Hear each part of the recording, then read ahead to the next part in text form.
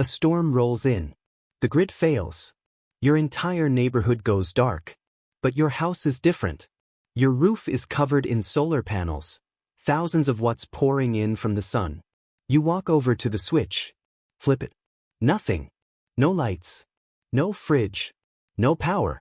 Not because your system is broken, but because it's working exactly as designed. For the last decade, solar has been sold as a clean break from the system. No more rising electricity bills. No more dependence on utility companies. No more blackouts. Just sunlight, powering your life. It's a powerful idea. And for millions of homeowners, it feels like the smartest decision they could make. But there's a gap between what people think they're buying and what they actually install on their roof. This isn't a story about whether solar works. It does. This is a story about who controls it. It usually starts the same way. A knock at the door. A friendly salesperson. A tablet full of numbers. They show you your current electricity bill, then show you how to eliminate it.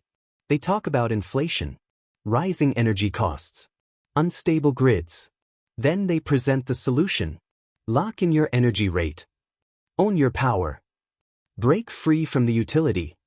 The math looks clean. The savings look obvious. And the emotional appeal is even stronger. Security, control, independence. But what's being sold isn't just hardware. It's a financial product wrapped in a lifestyle promise. Let's strip the system down. At a glance, solar seems simple. Panels collect sunlight, power goes into your home. But that's not how it actually works. Between the panels and your appliances sits a critical device, the inverter. This is the brain of the system. It converts power, but more importantly, it regulates it. And it does that by constantly syncing with the electrical grid. Your home isn't operating independently. It's operating in coordination. Every second your system checks. Is the grid stable? Is the frequency correct? Is the voltage aligned? If the answer is yes, your system runs. If the answer is no, it shuts down. This is where most homeowners are caught off guard. There's a built-in rule inside grid-connected solar systems. When the grid goes down, your system turns off automatically. This isn't a malfunction. It's intentional. The rule exists to prevent electricity from flowing back into damaged power lines. That protects workers repairing the grid. But it also means something else.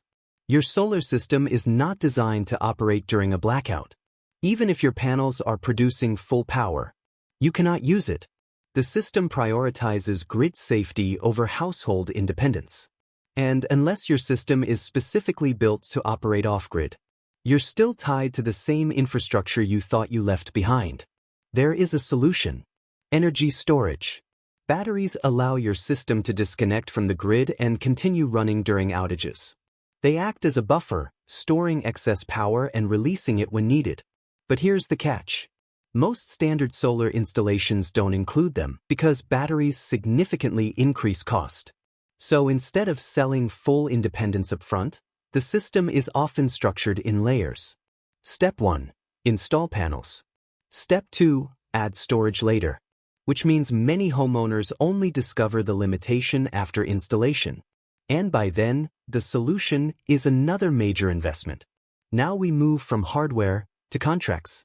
Because for many homeowners, solar isn't purchased outright. It's financed. And one of the most common structures is the long-term agreement. Leases or power purchase agreements. Here's how they work.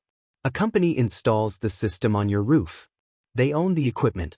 You pay for the electricity it generates. At first glance, it sounds convenient. No upfront cost. Lower monthly bills. But the structure introduces complexity. You're entering a contract that can last 2 decades or more.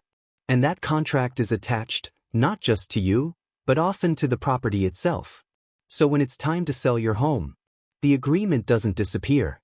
It has to be transferred, renegotiated, or paid off. And that's where friction begins. Now let's look at the broader system. Solar produces the most energy during the middle of the day. But that's not when demand is highest. Peak demand often happens in the evening, when solar output drops. So utilities structure pricing around that imbalance. Midday energy, lower value. Evening energy, higher value. This creates a gap between what homeowners receive for excess energy and what they pay when they need it back. The system still works, but the economics depend heavily on timing, policy, and local regulations. And those variables can change. Solar panels are durable, but they're not permanent. They face heat, weather, aging components. Inverters, especially, may need replacement within the system's lifetime. Maintenance isn't always front of mind during the sales process. But over decades, it becomes part of the equation. And like any long-term investment, the outcome depends on how all these factors interact over time. So here's the shift. Solar isn't a simple escape from the system. It's a different way of participating in it. You're not stepping outside the grid. You're changing your role inside it. Sometimes that's beneficial. Sometimes it's restrictive. But it's never as simple as complete independence. Solar energy is real. It's powerful. And in the right setup, it can be transformative. But the version most people buy isn't just about sunlight. It's about contracts, system design, control, because the true question isn't, do you have solar? It's, when the grid goes down, who decides if your power stays on? And until you can answer that clearly, you don't just have a power system. You have a system with conditions.